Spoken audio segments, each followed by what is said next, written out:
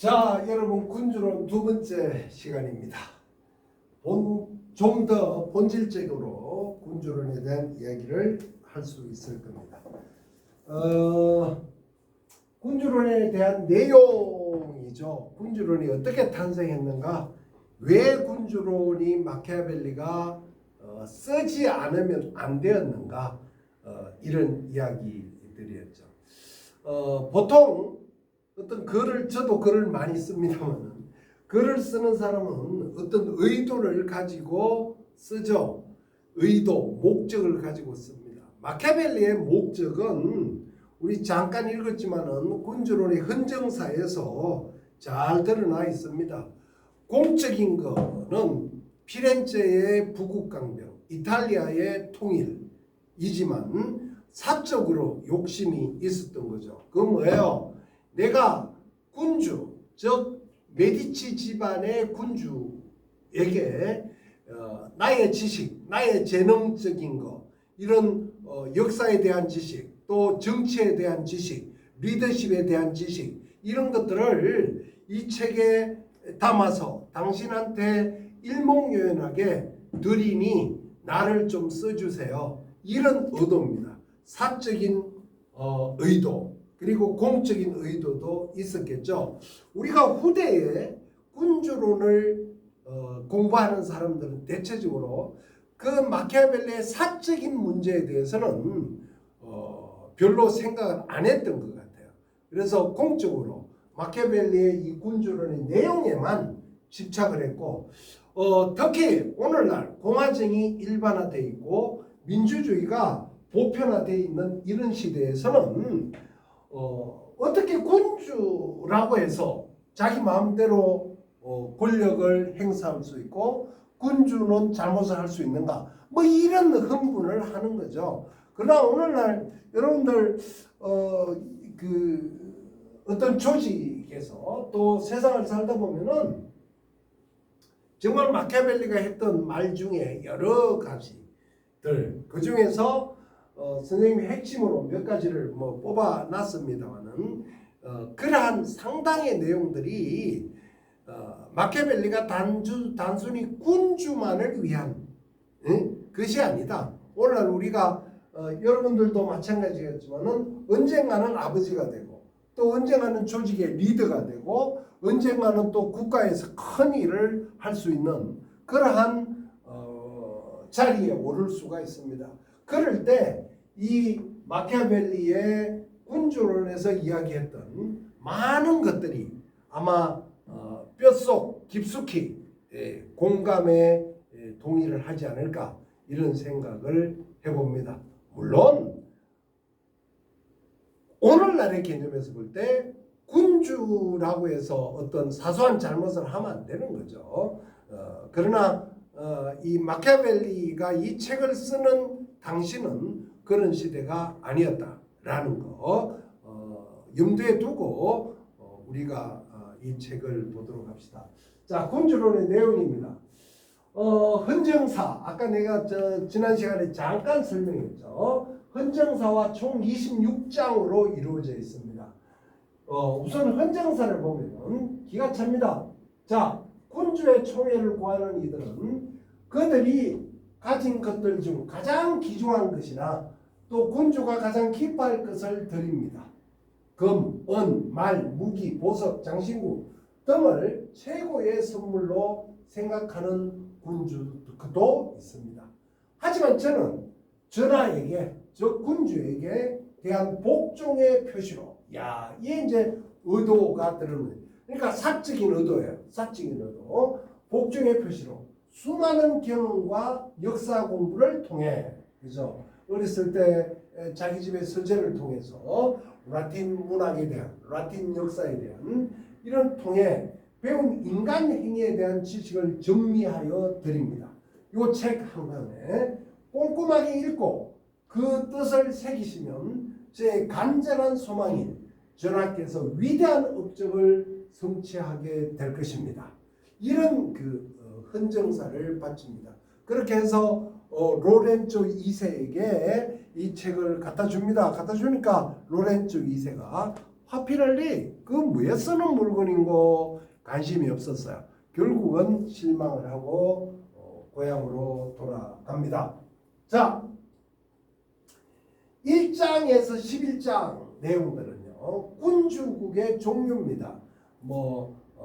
세습적인 군주, 갑자기 된 군주, 또 남의 나라를 뺏은 군주, 여러 가지 세습군주, 복합군주, 마키아벨리가 보는 군주, 이런 여러 가지들이 있어요. 여러 가지 있는데 그 앞장 11장까지는 다소 이해하기가 어려운 면이 없지 않습니다. 그러나 핵심적인 것을 몇 가지가 있어요. 이런 겁니다. 군주들은 어지간히 근면하기만 하면, 그러니까 정말 아까 이야기했죠. 우리가 지난번에 얘기했듯이 이 군주들은 대체적으로 오늘날 이렇게 주인이라 합시다. 주인 어떤 친구가 그랬대요. 조물주 위에 건물주라고. 건물주, 그죠? 건물주, 군주는 이런 겁니다. 행운을 타고 내어놨어요. 행운. 이 행운이라는 것은 돈과 권력이죠, 그죠? 권력을 가지고 나오는데 이런 돈과 권력을 가지고 나온 행운을 타고 나온 군주는 근면하기만, 어지간히 그렇게 열심히 할 필요 없어요. 어지간히 근면하기만 하면 의회의 강력한 세력, 이제 반대 세력이 있겠죠. 강력한 세력이 출현하여 나라를 빼앗기지 않는 한 그의 통치는 안정된다. 다시 말해서 건국의 회사를 세웠거나 또 학교를 세웠거나 또 국가를 세웠거나 그런 초대의 군주는 그렇게 열심히 안 해도 된다. 이런 뜻이야. 자, 설사 강력한 세력의 군주가 권력에서 물러났다 하더라도 그 강력한 세력이 어려움에 처하면 이전의 군주는 바로 그 본래 자리로 돌아온다. 메디치 집안이 그랬어요. 사실상 다시 돌아오는. 자, 세 번째, 군주가 이게 아주 중요합니다. 군주가 상식 밖의 사악한 잘못, 비행을 으로 다른 사람에게 미움, 분노를 사지 않는 한 시민으로부터 시민들은 그 군주를 따를 것입니다. 가장 사악한 비행은 이 돈인데, 그러니까 군주가 그 잘못을 하는 것은 크게 두 가지를 그랬어요. 당시 가장 잘못된 거는 내 돈인데 다른 사람이 가져가도록 하는 거. 그러니까 내 돈을 뺏어가는 거야. 이유 없이. 그래서 마키아벨리가 여기에서 얘기를 합니다. 인간은 아버지가 죽임을 당했을 때보다 내 돈인데 다른 사람이 가져가는 거에 더욱 분노한대요. 여러분들 기가 차지 않아요? 아버지가 죽었을 때보다 내 돈을 남이 가져가는 거, 그게 더 분노한다는 거죠. 안 그럴 것 같죠, 여러분들? 예, 나이가 들면 그렇습니다. 선생님도 사실 그런 경험을 조금 했던 것 같아요. 예, 조금은 한 것 같습니다. 어쨌든 인간이란 사소한 피해에 대해서는 보복하려 든다. 사소한 피해, 아주 내가 잘못한 엄청난 피해에 대해서는 복수할 엄두조차 내지 못한다. 그래서 신의를 저버린 자에 대해서는 다정하게 대해주거나 아주 짓밟아 버려야 된다. 라는 말들이 1장에서 11장까지 포함되어 있습니다. 여러 가지 중요한 내용들이 있지만은 여러분들 책을 통해서 핵심적인 내용들을 공부하시기 바랍니다. 자, 그런데 아까는 1세에 이 군주는 1세에 대한 자기가 이 세습군주, 복합군주들, 즉 국가를 창업했거나 회사를 창업했거나 어떤 학교를 만들었거나 그런 사람들 어지간히 근면하기만 하면은 항상 안정된다. 쫓겨나더라도 다시 돌아올 수 있다. 또 뭡니까? 어떤 국민들로부터 미움을 사는데 가장 중요한 게 그 국민의 돈을 시민의 돈을 뺏는 거, 응? 뺏는 거다. 그다음에 이제 그런 군주들은 밑에 배반하는 애들이 생기겠죠. 그런 애들을 사소한 것에서는 처벌을 하지 마라. 큰 거에 대해서는 아주 가혹하게 하거나 아니면은 pardon, 용서를 해주라. 이런 겁니다. 자, 그런데 2세로 넘어왔어요. 2세. 이제 아버지가 죽고, 그죠? 아버지가 죽고 창업자가 죽고 2세로 넘어옵니다. 그럼 2세들은 온갖 간신배들 또 위정자들 이런 애들이 들끓는다는 거죠. 그래서 그걸 아주 조심해야 되는데 우선 붉은 거부터 한번 봅시다. 간신배와 약자를 멀리해야 된다. 특히 2세는요. 2세는 2세부터야 2세부터. 그러니까 여러분들 중국의 진시황 그죠? 중국을 통일한 이 진시황이죠. 처음에 시작했던 진시황 다음에 2세 왕자 이제 부소는 첫 번째고 호해라는 친구가 됩니다. 그런데 이 호해를 둘러싸고 조고라는 내시가 그야말로 간신배입니다. 그리고 그 간신배 내시가 호해를 둘러싸고 온갖 거짓말, 온갖 권력을 탐욕하죠. 그리고 이제 진나라는 망해버리는 거예요. 간신배와 약자를 멀리해야 됩니다. 화를 내거나 리더는요, 특히 2세들은 더 중요합니다. 화를 내거나 무서운 뒤가 있을 때, 어떤 창업자가 있어요. 자, 1세가 있고 2세예요. 이 창업자 살아 있을 때 2세한테 물려줍니다. 그죠? 화를 내거나 화를 냈어요. 또 무서운 뒤가 있을 때, 즉 뒤에 호랑이가 있을 때 충신은 사라지고 간신배만 들 겁니다. 왜? 간신배와 약자를 멀리해야 되는데 그런 애들만 그런다는 거죠. 적보다 친구가 많아야 친구 만들기에 온 힘을 다해라. 가리고 또 가리고 내 편을 만들어라. 강한 적 하나보다 약한 적 여럿이가 훨씬 무섭다라는 겁니다. 여러분들 이런 말들이 선생님의 경우에서는 그래요. 나이가 들면서 계속 너무너무 맞다. 자, 2세 성공 조건입니다. 구성원을 만족시켜라. 구성원을 만족시키는데 하수는 개인에게 월급을 많이 줘요. 돈을 보상을 많이 해주라. 그래 하수다 말이죠. 그런데 이거는 하루아침에 끝난다. 내일 되면 또 이 세상에 없는 게 세 가지가 있어요. 없는 게 세 가지가 있어요. 이 세상에 없는 거. 첫째, 뭐가 없어요? 좋은 봉급이 없다. 좋은 봉급, 즉 월급이 없다. 그런데 좋은 굿 보스가 없다. 보스. 좋은 사장은 없어. 여러분, 좋은 사장은. 좋은 선생은 있습니다. 미안합니다. 그 다음에 세 번째는 미안합니다만 좋은 아내는 없다. 좋은 남편 없다. 똑같은 어쨌든 이런 것들이 일반적으로 우리가 통용되는 말들입니다. 어쨌든 월급을 가지고 구성원을 만족시키는 하늘의 뭡니까 밑 빠진 독에 물박이다. 중수는 구성원 전체에게 보상한다. 구성원 전체에게. 상수는 뭐냐? 보온, 복지, 좋은 인사, 존재의 이유를 느끼게 해주라. 자, 2세의 탁월한 공적이 필요하다. 첫 번째는 구성원을 만족시켜주고, 그 다음에 2세 자체의 자신이 공적, 어떤 학문적으로, 사회적으로, 군사적으로, 그죠? 세 번째로 보충할 수 있는 자기의 부족해요. 고도의 인적과 충신, 후견인들이 필요하다.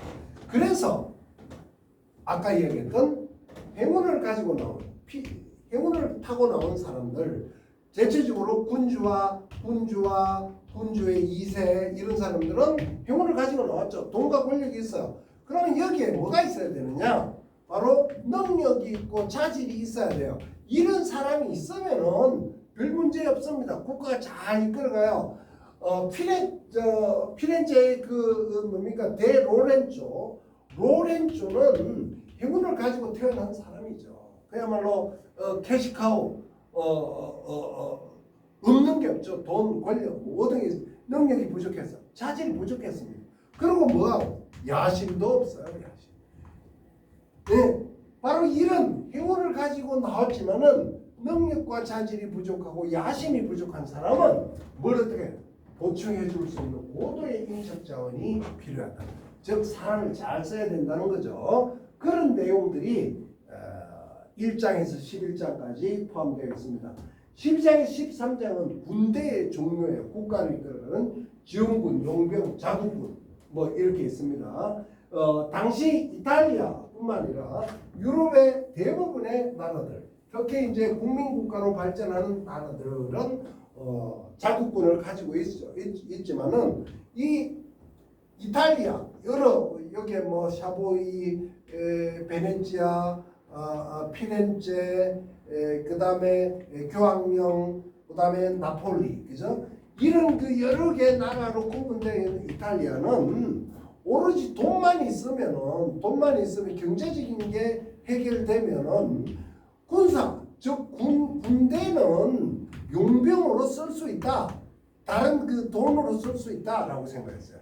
대부분의 용병들은 요런 데 작은 도시 국가들이 있었습니다. 그런 데서 용병들이 많이 왔습니다만 거의 대부분이 어디서 왔느냐? 스위스, 여기죠. 스위스에서 왔어요. 스위스는 당시 로마 때 카이사르가 이 갈리아 지방을 공격하면서 스위스 민족들, 달마트인데 이 스위스 민족들을 다른 민족들은 다 시제에게 반항했어요. 근데 스위스 민족들, 즉 달마트족들만 시제에게 항복했습니다. 그리고 시제는 그 항복한 스위스족들을 니네들은 알프스 산에서 먹고 살아라고 한 거죠. 그래서 알프스 산에서 그럭저럭 먹고 사는 게 가장 많이 했던 게 낙농업이에요. 오늘날도 스위스 낙농업 유명하죠. 낙농. 그 다음에 이제 뭐 어떻게 먹고 살 게 없으니까 용병, 그죠? 스위스 용병들이 주로 활동을 합니다. 여러분들 정확하게 내 이름을 모르겠는데 스위스 루체른이라는 곳에 가면은 루체른이라는 도시에 가면은 그 스위스 용병들이 프랑스 혁명기 때 바스티유 감옥을 지키고 있었던 약 800명의 스위스 용병들이 파리 시민들에게 맞아 죽어요. 그 맞아 죽은 그 얼굴들, 어글리한 얼굴, 사자상을 돼 있는 모습을 볼 겁니다. 어쨌든 용병을 주로 했어요. 스위스 용병들이 주로 많이 옵니다. 그래서 이 용병이냐 지원군이냐 자국군이냐 즉 시민군이냐를 놓고 어느 것이 가장 좋으냐의 이야기를 합니다. 그래서 한 국가를 이끌어가는 데는 좋은 법이 있어야 된다. 즉 규정이 정확해야 된다. 좋은 군대가 있어야 된다. 자국군이 있어야 된다. 자국군 즉 시민군을 있어야 되는데 그게 바로 국가 권력을 또 군주가 권력을 유지하고 정치를 하는 데 기본이 된다. 그래서 군주론과 로마사 농고 아까 이야기했던 이 군주론과 로마사 농고의 핵심이 바로 자국군입니다. 자국군 용병이 아니라 최자로 보르지아나 우리나라의 임진왜란도 마찬가지죠. 실질적으로 청나라의 명나라의 도움을 받고 있는다는 게 그게 말이 안 되죠. 그래서 자국군 우리 이율구의 10만 양병설이라는 그런 말도 그런 데서 나오는 거다라는 겁니다. 자, 이제 중요해요. 14장에서 25장 진짜 군주의 리더십을 보여줍니다. 이제 마키아벨리가 하고 싶은 말들이 이 내용 속에 다 들어 있습니다. 여러 종류 14장부터 아주 중요해요. 여러분들 14장부터는 꼼꼼히 읽어봐야 되는 그런 내용들입니다. 첫째, 군주는 절대로 화를 내면 안 된다. 군주는 절대로 화를 내면.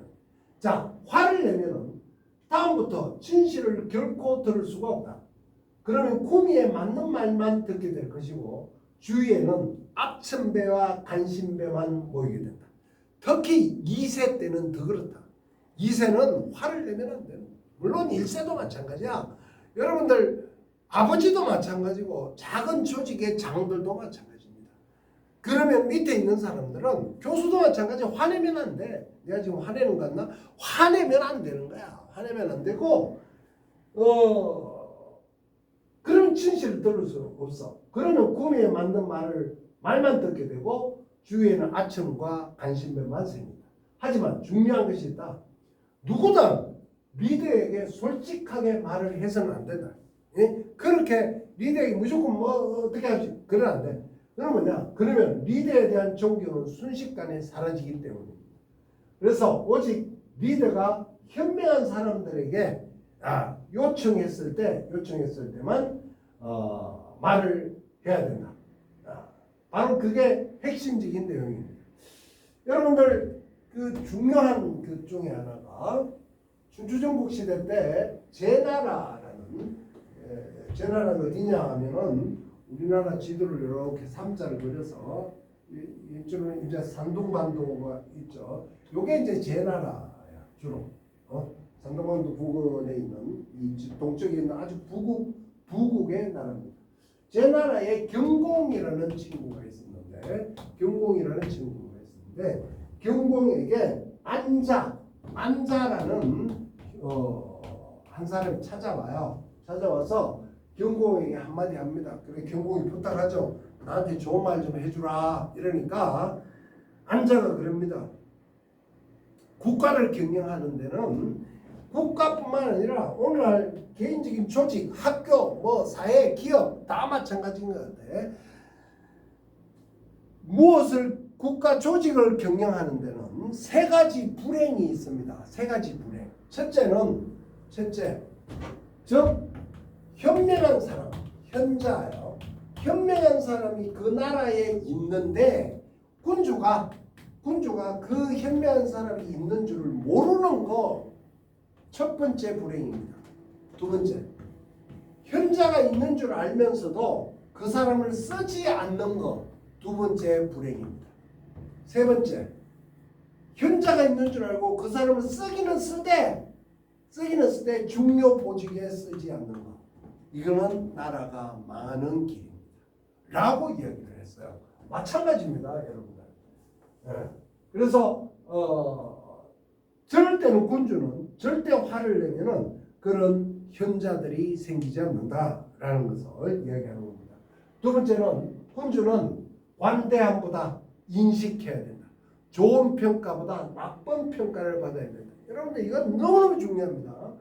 자, 군주는 좋은 평가를 받아야지. 우리나라 뭐 대통령뿐만 아니라 무슨 어떤 공직에 있는 사람들이 뭐 인기 투표 무슨 뭐 지지율 이런 게 목숨 걸고 있잖아. 근데 리더는 목숨 걸면 안 돼. 그런 인기도에.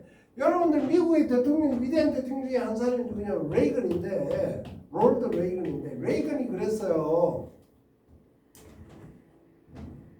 리더는 미래에 내가 어떤 평가를 받을 것인가에 연연하지 않으면 현재 내가 못할 일이 없다. 그게 리더예요. 그래야 제대로 된 공적인 일을 수행해내는 겁니다.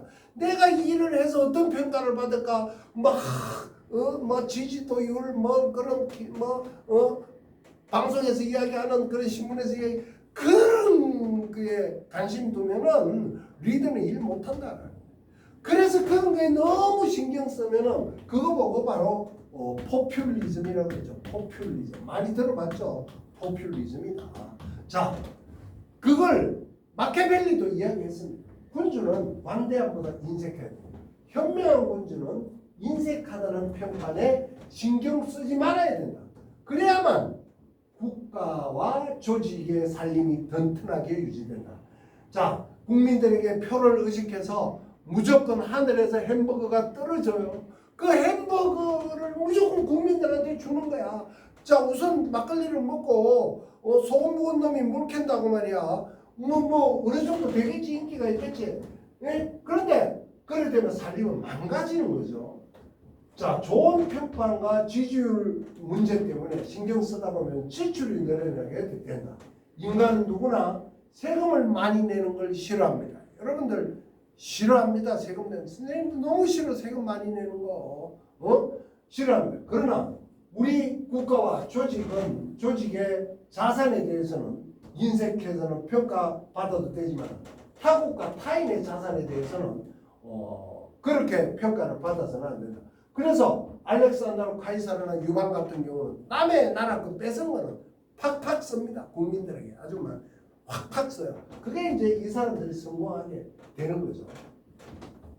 자, 세 번째, 군주는 사랑받는 존재가 되기보다 두려움의 대상이 돼요. 군주는 막 시민들이 국민들이 사랑해요, I love you, 뭐 군주 I love you, 대통령 I love you, 뭐 이런 거 필요 없다는 거지. 예? 대신에 군주는 무거워야 되고 좀 두려움의 대상이 돼야 돼. 예? 그게 왜냐하면 이런 거야. 단지 그런데 미움과 정오의 대상이 돼서는 안 돼. 국민들로부터 정오의 대상이 되는 거는 군주가 관대하다고 또 사랑받는 존재가 되고 싶어서 항상 뭘 한다? 돈을 쓰는 거야. 사람은 아버지의 죽음보다 아까 얘기했죠. 내 재산이 나갈 때 더 분노한다는 거죠. 더 분노. 그래서 뭐요? 국민들에게 인색하다는 관대하다는 평가를 받고 사랑받기 위해서는 돈을 써야 되니까 돈이 하늘에서 안 떨어지죠. 그래 어떻게 내 세금을 뺏어가는 거야. 세금을 자꾸 가렴주고 행하니까 결국 국민들은 그 군주를 처음에는 좋은 군주다 얘기하지만 어떻게 돼요? 나중에 비판하고 다시 그런 놈이 어디 있냐 이렇게 비판을 하는 거죠. 그러니까 군주 자체는 레이건이 한 말이 틀린 말이 하나도 없어요. 리더는 미래에 내가 어떤 평가를 받을 것인가에 연연해서는 그래야 지금 제대로 된 일을 한다라는 겁니다. 자, 그 다음 군주는 때로는 약속을 저버릴 수 있어야 된다. 이거 잘못된 이야기죠. 그러나 이런 거 단 약속을 맺은 이유가 소멸됐을 때는 그 약속을 저버리고 내가 그때는 그랬어. 그러나 지금은 상황이 변해서 이렇게 약속을 지킬 수 없어. 단 솔직해야 됩니다. 음흉하게 말이죠. 구렁이 담 넘어가듯이 대통령이 그러면 안 돼요. 유비의 면후술 얼굴에 철판을 까는 거예요. 조조의 시커먼 마음을 묻는 거. 뭐 이런 것들입니다. 자, 그게 14장에서 25장 내용입니다. 그런데 26장의 내용을 보면은 이제 이탈리아가 또 피렌체가 통일을 해야 돼요. 부국강명을 이뤄야 됩니다. 야만족 이탈리아의 해방을 위한 호소를 합니다. 이 일을 하실 분은 오로지 메디치 전하 당신밖에 없습니다. 라고 이야기를 하는 거죠. 그리고 그러한 방법론이 이 속에 다 들어있으니 이 책을 읽으시고 그렇게 하시기 바랍니다. 그리고 이 책을 써준 나를 다시 한번 국가공무원으로 써주세요. 라는 사적인 욕심이 포함되어 있습니다. 핵심이 이 일을 하실 분은 메디치 전하고 또 충직한 시민들로 구성된 우리 피렌체의 시민군을 만듭시다. 이게 이제 이 군주론의 핵심입니다. 그런데 아까도 얘기했듯이 그 로렌조 2세가 이 책을 그렇게 달갑게 얘기지 않았어요. 휙 던져버렸습니다. 실망을 했겠죠. 그죠? 실망을 해서 고향으로 낙항해서 거기에 젊은 공화주의자들, 귀족 집안의 공화주의자들이 포럼을 열고 그 포럼에서 특강을 하고 그러한 포럼대 특강 내용이 로마산 원고로 만들어집니다. 그리고 1522년에 그 젊은이들이 다시 반메디치 음모를 꾸며요. 자신도 모르게 연루됐지만은 거기에서도 풀려납니다. 풀려나고 그럼저럼 지내다가 칼 5세 신성 로마 제국 황제 칼 5세가 피렌체를 침공하고 피렌체는 다시 메디치 집안이 쫓겨나고 공화정으로 되죠.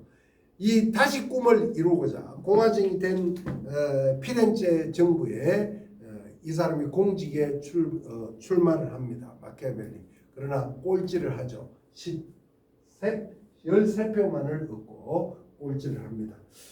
스트레스를 받았겠죠. 그죠? 받고 자기는 능력과 자질이 뛰어나지만은 결국은 학연지연 혈연이 부족한 마키아벨리는 그렇게 역사의 이슬로 사라져 버립니다. 석 달 있다가 화병으로 죽어요. 죽습니다. 자, 군주론은 어떤 성격의 책인가? 선생님이 볼 때는 분명한 역사책입니다. 이 군주론은 로마의 역사, 그리스의 역사, 그 이전의 역사들, 그리고 중세의 역사, 또 당시 르네상스기의 역사들, 이런 것들에 대한 내용들이 사례로 구체적으로 증명되어 있습니다. 이 책은 정치하는 사람들에게 필수입니다. 특히 리더의 입장에 있는 사람들, 또 리더를 모시는 사람들도 역시 이 정치학의 기술입니다. 그리고 심리학의 고도의 심리 정신이 인간 심리가 그대로 표현되어 있습니다. 바로 중세에 1000년 동안 이어지는 신 중심의 어떤 역사관, 우주관에서 인간 중심의 우주관으로 바뀌었던 그러한 시대의 인간 심리입니다. 다시 말해서 이런 거예요. 내가 돈이 내 돈인데 남이 가져가는 거는 아버지가 다른 사람에 의해서 죽을 것보다 더 분노한다. 그게 사람의 심리다라는 거죠. 참 대단한 심리학자가 아닌가. 그리고 또 경영학입니다. 경영, 어떤 조직을. 인문학이죠. 우리 시대의 인문학입니다. 그리고 조직을 이끄는 리더십입니다. 여러분들 리더십을 다른 말로 하면은 김상근 교수가 쓴 말이 정확하죠. 리더십이란 이 말이에요. 다른 사람의 마음을 얻는 겁니다. 그게 리더십이에요. 리더십의 시작과 끝은 다른 사람의 마음을 얻는 겁니다. 네. 바로 군주론의 핵심은 그런 내용들이 포함되어 있다. 오늘날 융복합 시대에 4차 산업 혁명의 시대죠. 시대에 이 군주론이야말로 최고로 적합한 그런 책이 아닌가 이런 생각을 해봅니다. 자, 군주론과 비슷한 성격을 가진 책들이 많아요. 오경이라는 오경, 바로 그 중국의 당나라 이후에 그 당태종 그리고 척천무후에 대한 그런 이야기를 사례로 들면서 그 당시에 오늘날 여러분들 중국 사람들이 가장 존경하는 사람이 누구냐? 등소평, 마오쩌둥, 어쩌둥. 그 다음에 세 번째가 당태종입니다. 이세민이 우리 양만춘입니까? 양만장관한테 이 화살 맞고 왼쪽 눈이 실명된 그 고구려를 침공하는 그런 건데 그 이후에 오경이라는 역사학자가 정관정료라는 책을 써요. 아주 대단합니다. 군주는 이래야 된다. 이런 내용입니다. 군주는 이래야 된다. 마치 그 군주론과 같은. 그 다음 토마스 모, 여러분들 영국의 유명한 르네상스기의 학자인데 이 사람은 영국의 그 헨리 8세입니까? 헨리 8세 때 아마 죽게 되는데 그 유토피아라는 뜻은 뭐냐? 유토피아 이상 세계죠. 유라는 것은 없다라는 거예요. 즉 토피아는 세계입니다. 세상은 없다. 즉 유토피아와 같은 세상은 없다라는 거예요. 그럼에도 유토피아, 즉 군주가 어떻게 해야 되는가, 시민은 어떻게 해야 되는가, 군인은 어떻게 해야 되는가 라는 책이 유토피아입니다. 제임스 해링턴이라는 사람의 대양주, 헨리 볼링브록의 애국적 왕의 개념입니다. 그리고 저의 국민을 행복하게 만든 대통령들, 뭐 아직은 안 나왔으면 8월 달 정도 나옵니다. 자, 8월 달이 아니라 원래 10월 달 정도에 저 책이 나올 건데 여러분들 한 권씩 아예 또 선생님 책 써놨다고 그러지 마세요. 국민을 행복하게 만든 대통령입니다. 미국의 대통령 5명, 선거한 대통령 5명을 출했는데 초대 대통령 워싱턴, 그 다음에 링컨, 그 다음에 FDR, 프랭클 루즈벨트, 그 다음에 누굽니까? 케네디, 그 다음에 이제 레이건. 요 5명이 국민들을 행복하게 만들었죠. 물론 뭐 다른 사람도 있지만은 그런데 우리나라에도 저런 대통령이 한 명이라도 나왔으면 좋겠어요. 이제는 한 뭐 국가가 독립한 지 해방된 지 한 뭐 7, 80만 년이 넘어가는데 저는 선거한 대통령이 나와야 되지 않겠습니까? 그는 같은 성격의 책이다라는 거. 자, 마키아벨리의 진정한 수제자입니다. 아까 이야기했던 이제 마키아벨리는 절망을 하고 고향으로 내려가고 그 후대에 바로 그 까트리나라는 여러분들 그림으로 잘 안 보일지 모르겠는데 한번 봅시다. 아까 파워포인트에는 지난 시간에 보여줬는데 조반니, 2세 코시모, 피에르, 로렌조, 그죠? 그 다음에 로렌조 2세, 이제 레오 10세, 클레멘스 7세, 뭐 이런 거고. 그 다음에 이제 다시 그 로렌조 2세, 요 사람한테 이 군주를 바치는 거예요. 그 아들 알렉산드로의 딸, 또 그 로렌조 2세의 딸이에요. 까트리너라는 친구인데. 이 까트리노는 이제 한참 그 자기의 그러니까 어떻게 되냐면은 작은 할아버지, 그러니까 작은 할아버지가 레오 10세예요. 레오 10세가 작은 할아버지고 자기 아버지 로렌조가 그 피렌체의 왕이고, 이게 이제 그 딸이죠. 둘째 딸이 당시 이제 그 이 로렌조 뭡니까 피렌체는 약소 그야말로 도시국가에 약하게 되는 그런 상황이었는데 어떻게 해서라도 이 피렌체가 잘 살아야 돼. 또 뭡니까 이 스페인이나 또 여기 그 신성 로마 제국이 이런 데서 쳐들어올라 그래요. 그래서 프랑스하고 잘 지내거든요. 당시 프랑스의 왕자 앙리 2세가 있었는데 앙리 2세랑 이 까트리느랑 결혼을 해요. 이렇게 정략 결혼이죠. 정략 결혼을 해서 이 약소국 피렌체가 살기를 원합니다. 이제 그때 이제 이 어린 시절에 이제 그 알프스 산을 넘어서 시집을 가죠. 이제 프랑스로 이 앙리 2세로. 그런데 그 주머니 속에 가방 속에 이 군주론을 가지고 갑니다.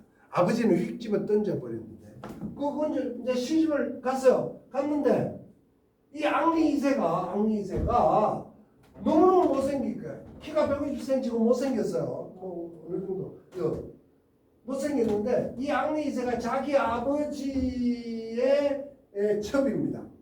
자기 아버지의 첩을 물론 아버지는 죽고 첩을 이 디안드 파티에 미스 프랑스예요. 키가 176. 이 미스 프랑스에게 빠져버립니다. 그러니까 자기 부인을 멀리하고 어떤 뭐 이 그 왕의 허락을 해주는 이 뭡니까 반지에 도장을 찍어주죠. 거기에 앙리의 A와 디안의 D자 AD를 이렇게 찍어주죠. 그럼 완전히 부인인데도 그야말로 엉망이 되어버렸죠. 그러니까 그런 그 고통 속에 살았습니다. 자, 까트리나가 그런 표시를 단 한 번도 안 내요. 안 내고 낮에는 저 뒤에 있고 앙리하고 푸아티에만 앞쪽에서 뭐 파티를 할 때도 그렇고 그렇게 있다가 밤이 되면은 마키아벨리처럼 그죠? 자기 방 속에 들어갑니다. 들어가서 문을 딱 끌어 잠그고 물론 이 뭡니까 소음 안 들리게 했겠죠. 폭풍 같은 눈물을 흘려 흘리면서 앙리의 욕을 합니다. 오만 욕을 해. 욕을 하고 인연도 욕을 해. 막 욕을 하다가 갑자기 뚝 꺼쳐. 뚝 꺼치고 나서 군주론을 꺼냅니다. 그리고 읽어요. 폭풍같이 읽습니다. 수십 번을 읽어요. 그리고 딱 끌어잠그고 다시 잡니다. 다음 날도 똑같은 일이 벌어져요. 그러면서 거기에서 이 까뜨린너가 깨달았습니다. 나는 정식 왕비고 내가 이 신랑이 죽고 나면은 내가 낳은 자식이 이 프랑스를 이끌어갈 거다라는 것에 목적을 세웁니다. 그래서 뭐 또 이 앙리가 이 뭡니까 나이 많은 이 아버지 천만 좋아한 게 아니야. 가끔가다 자기 부인을 봐요. 근데 아기가 안 생기는 하늘을 봤는데도 아기가 안 생겨서 어쩔 수 없이 그 당시 최고의 점쟁이 여러분들 많이 들어봤을 거예요. 노스트라다무스를 프랑스로 오스트리아의 점쟁인데 프랑스로 초빙합니다. 초빙해서 내가 아기를 가질 수 있느냐. 그래서 점을 봐요. 노스트라다무스 쌀점을 딱 해서 딱 점을 점을 봅니까? 뭐 딱 봅니다. 그래서 5명을 놓습니다. 5 아들 3명에 딸 2 뭐 이렇게 놓습니다. 와 그런데 아기를 놓으려면은 어떻게 해야 되느냐? 바로 나귀 이 노새입니다. 노새의 오줌을 받아온 거야. 오줌. 이게 노스트라다무스의 점입니다. 점. 노새의 오줌. 여러분들 노새는 뭘로 만들어요? 노새는 당나귀, 숫당나귀 플러스 암말이에요. 암말. 여기에서 노새가 나옵니다. 근데 노새는 대부분 순놈만 나와요. 순놈. 노새는 생산 능력이 없습니다. 네? 노새는 생명이 없고 그리고 노새는 이놈들은 덩치가 작지만은 이 고추가 이만해요. 여러분들 히말라야산 오를 때 그 짐지고 보트 하는 친구들이 다 노새 애들이에요. 예, 이제 생식 능력 없이 그 어쨌든 노새 오줌을 받아먹고 숨풍숨풍 자식을 5명이나 낳는 거야. 야 대단하죠. 자 그런데 아무리 불만이 없지만 불만이 있겠죠. 키가 작으니까 나도 어떻게 키가 커서 저 좀 부근에 좀 들어가야지 싶어서 얘가 만들어서 실은 게 바로 하이힐이야. 그래 하이힐은 대체적으로 왜 만들어지냐? 프랑스에서 뭐 똥 안 밟으려고 그랬다는데 그거는 거짓말이고 무식한 애들이고 하이힐은 까뜨린너가 디안드 푸아티에를 질투해가지고 자기 발목 그죠? 발목이 이 원래 패티시라고 여러분들 이 발이 이랬으면 여기 속기 들어가죠. 요 부분을 FETTISH 패티시라 그래요. 이게 뭐냐? 성적 호기심을 자극하는 이런 뜻입니다. 요 이제 발목이죠. 그것이 드러나는 거야. 그래 조선시대 궁녀들이 궁에서 이렇게 터벅터벅 다니면 안 돼. 어떻게 다닌다고? 까치발로 다니는 거란 말이야. 그게 이제 하이힐이 이때부터 유행했습니다.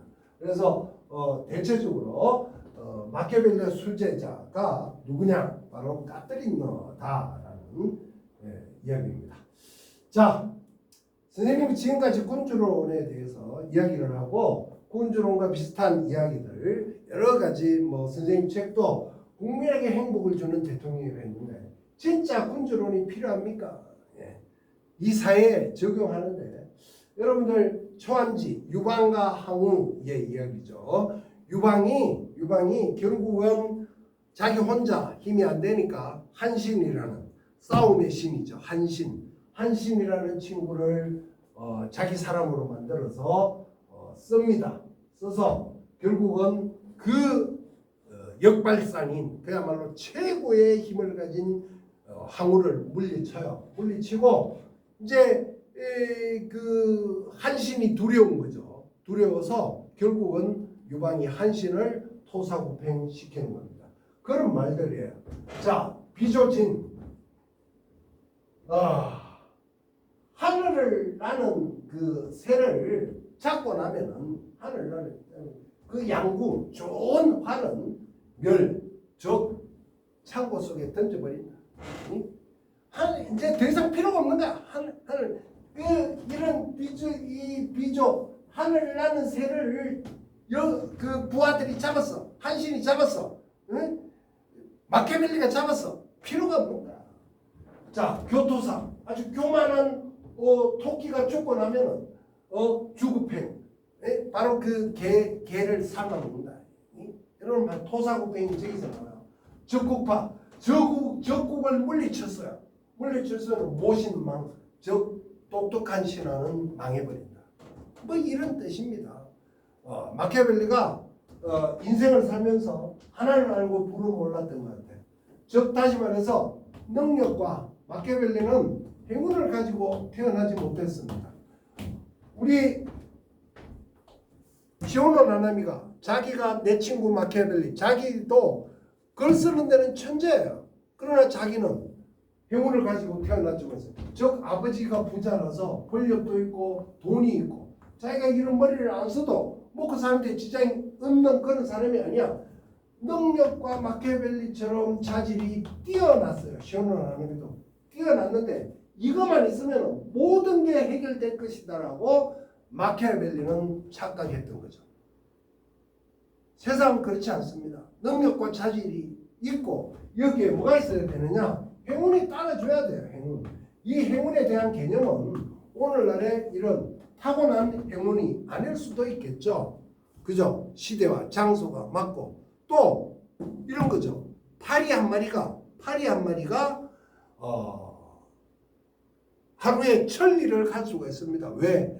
좋은 사람을 만나서 준마를 만나서 그 준마 꼬리에 붙으면은 바로 1000리를 가는 거예요. 네? 여러분들 유방의 친구 중에 한 친구가 노간이라는 친구가 있는데 같은 동네 펑페에서 태어나 그 노간이 유방의 꼬리를 잡고 1000리를 갑니다. 네. 바로 그런 거예요. 자, 그런데 선생님이 조금 살다 보니까 물론 많이 산 건 아니죠. 이런 건데 이 애미 도중. 요즘 여러분들 TV에 가장 재밌는 프로가 선생님 없는데 저렇게 보는 게 나는 자연인이다 라는 것을 봅니다. 보는데 여러분들 그 진시황이 중국을 통일하기 전에 가장 애를 먹었던 나라가 초나라입니다. 초나라. 이 초나라인데 초나라의 왕이 여러분들 장자 아시죠? 장자. 그죠? 장자가 당시 대단한 지식인이었던가와 장자에게 초나라의 부하들이 왕의 부하들이 장자에게 와서 우리나라에 와서 초나라에 와서 재상 좀 해달라. 즉 높은 벼슬을 줄게 와달라 이렇게 얘기해요. 근데 장자가 당시 뭐 했느냐? 그 진흙 속에서 자라를 잡고 있었어요. 자라를 잡고 있는데 초나라의 그 국보 같은 거죠. 초나라가 모시고 있는 신이 자라신입니다. 그래서 3000년 전에 죽은 자라 껍질에다가 그걸 모시고 있는 거예요. 그래서 장자가 그럽니다. 그 부하들에게 내가 한 가지만 물을게. 뒤를 돌아보지도 않아. 한 가지만 물을게. 내가 저 자라를 잡고 있는데 당신들이 모시고 있는 3000년에 죽어 있는 그 자라가 행복하겠냐? 저 진흙 속에서 바닥거리고 노는 진흙 속에 꼬리를 묶고 노는 저 자라들이 행복하겠냐?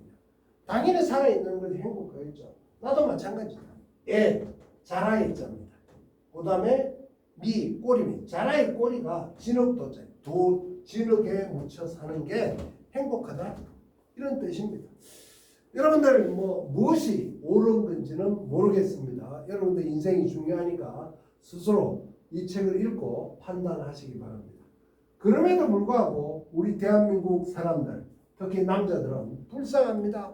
막 회사 나가서 학교 나가서 선생님도 지금 참 열심히 이 더운 여름에 지금 땀을 흘리면서 강의를 합니다. 그죠? 참 국가에 경영한 사람도 어떻게 좀 대통령한테 잘 보이고 또 권력 있는 사람들 잘 보일까 싶어서 참 대한민국 사람 불쌍해. 그래서 어떻게 해야 되냐? 우리 모두 접시물에 빠져 죽어야 됩니다. 접시물에. 접시물에 대한민국 사람 남자들은 빠져 죽어야 돼. 그렇다고 죽으면 안 돼. 큰일 나. 접시물 빠져야 돼. 빠져가지고 그러나 불쌍하니까 어떻게 부활해야 됩니다. 다시 부활. 리본 다시 태어났어.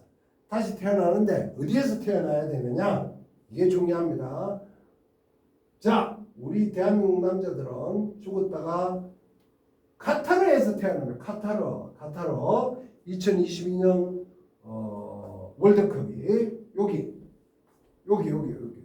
카타르죠. 카타르에서 여러분들 두바이 많이 이야기 들어봤죠. 두바이라는 곳이고 이 카타르라는 곳입니다. 아주 두바이만큼 엄청나게 발전했어요. 이 바다 사막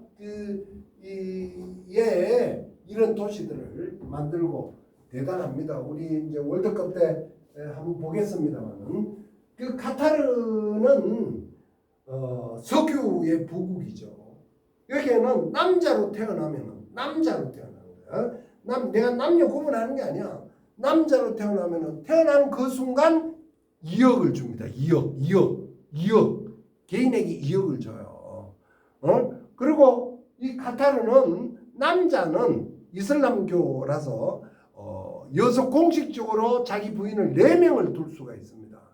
그래서 여러분들 그 유럽에 여행하다 보면은 유명한 상품들이 있죠. 우리나라는 명품들 대부분의 이 카타르 애들, 중동 애들이 사가요. 오늘은 둘째 부인, 내일은 셋째 부인, 셋째 부인 데리고 사줍니다. 이렇게 이 카타르.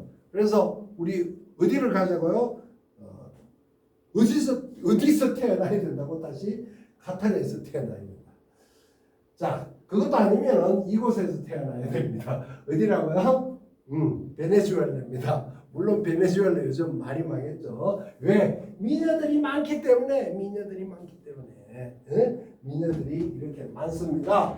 미녀들이 많은 베네수엘라에서 태어나야 됩니다. 그런데 여러분들 세계에서 미녀들이 가장 많이 많은 곳이 어디라고? 김태희가 반면은 우즈베키스탄? 아니에요. 물론 우즈베키스탄 미녀들이 많죠. 가장 많은 곳은 베네수엘라. 물론 여기 성형도 많이 한다 그래요. 그 다음에 이웃 브라질 같은 곳입니다. 왜 그럴까요? 이거는 바로 이겁니다. 우리나라 말로 그냥 짬뽕이에요. 짬뽕. 피를 섞기 때문에 섞여요. 선생님 차가 한때 하이브리드인데 지금도 하이브리드입니다. 하이브리드라는 것은 좋다는 뜻입니다. 하이브리드는 전기와 기름, 그죠? 좋다는 뜻이에요. 즉 여러분들 우성과 열성은 우성은 뭡니까? 다른 피가 섞일 때 우성이 나타나는 겁니다. 이 쭉쭉빵빵 정말 미녀들이 왜냐? 피가 섞이기 때문에 인디언과 백인과 또 거기서 태어난 흑인 기타 등등 그냥 짬뽕. 그래서 실질적으로 가장 행복한 거는 나하고 다른 거. 내가 키가 크면 좀 작고 내가 키가 작으면 크고 내가 좀 까만짭짭하면 하얗고 이런 애들이 좋다는 거죠. 그게 행복해져. 나하고 전혀 다른 사람하고 결혼을 해야 되고 그래야 인기를 끈다. 인기가 아니라 성공할 확률이 많다. 여기에서 여러분들 인세스투스라는 말은 이 인세스투스의 역설입니다. 그거는 뭡니까? 근친상간. 같은 피끼리 뭉치는 근친상간 교배입니다. 근친상간을 했을 때 이런 미녀들이 태어나지 않는다. 이거는 생물학적으로뿐만 아니라 사회학적으로도 마찬가지입니다. 사회학적으로. 그래서 어떤 정치 체제도, 정치도, 국가 정치도, 또 사회도, 또 학교도 우리가 학연 지연 혈연 해서 조금 뭐 자기하고 관계 있는 사람만 쓰죠. 이러면은 인세스토스, 근친상간이 되면은 결국은 초기에는 잘 되는 것 같아요. 잘 되는 것 같지만은 그 끝은 조직은 망해버린다. 중요합니다. 그래서 이런 거예요. 사실 여러분들 독수리가 한쪽 날개만 이렇게 크지는 안 됩니다. 네? 이러면은 그 독수리가 날아가지 못해요. 독수리가 똑같이 양쪽 날개가 커져야 돼요. 여당과 야당이 같이 가야 돼요. 네. 그래야만이 이 성공합니다.